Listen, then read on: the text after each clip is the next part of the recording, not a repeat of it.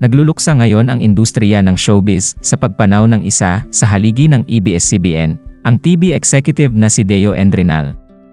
Sumakabilang buhay si Deo nitong Sabado, February 3 sa edad na 60, sanhi ng multiple organ failure.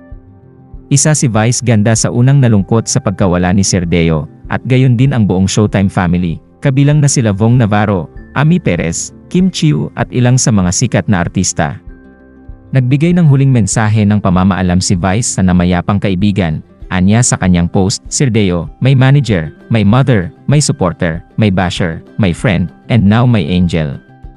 I will always love you. I will always be grateful to you. I will always miss you. I promise to continue to make you proud. Nagbigay din ng tribute ang kapuso actress na ngayon na si Bea Alonzo kay Deo. Anya, you were a blessing to many. Maraming salamat sa kabutihan mo, Sir Deo. You will be missed beyond words, and your memory and wisdom will live with us forever. Durog na durog naman ang puso sa kalungkutan ng singer na si Angeline Quinto nang malaman ang pagkawala ni Deo Endrinal. Isa naman si Coco Martin sa unang dumating sa lamay ni Deo at nagbigay ng kanyang respeto sa namayapang kaibigan.